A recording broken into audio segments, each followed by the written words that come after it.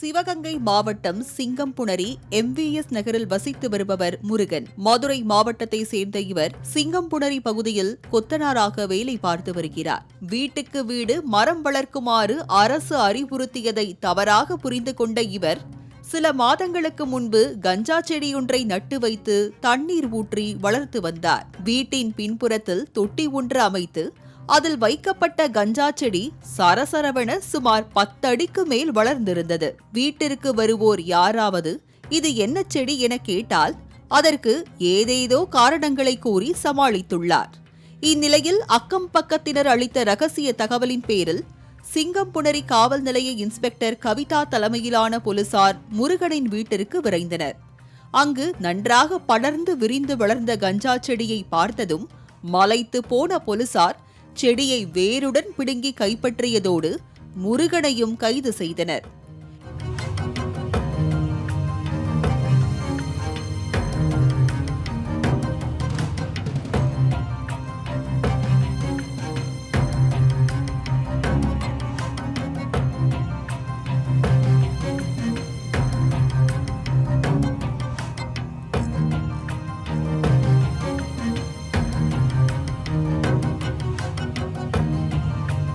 இதேபோல் 2 நாட்களுக்கு முன்பு திருப்பத்தூர் மாவட்டம் ஜோலார்பேட்டையில் கஞ்சா செடி வளர்த்தவரை அவரது மனைவியை போலீசாரிடம் போட்டுக் கொடுத்தது குறிப்பிடத்தக்கது.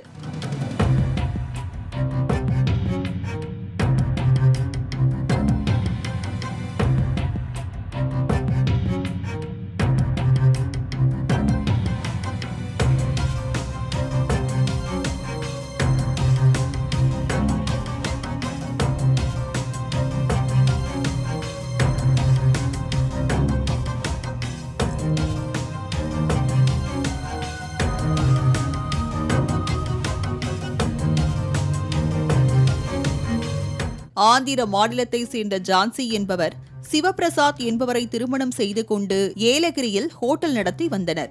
இவர்களுக்கு 2 வயதில் ஒரு குழந்தை உள்ள நிலையில் சிவபிரசாத் கஞ்சா போதைக்கு அடிமையானதாக கூறப்படுகிறது. பிறரிடம் அடிக்கடி கஞ்சா வாங்கி வந்தவருக்கு தானே செடி வளர்த்து அதன் மூலம் வருமானம் ஈட்டினால் என்ன என்ற எண்ணம் உதித்தது.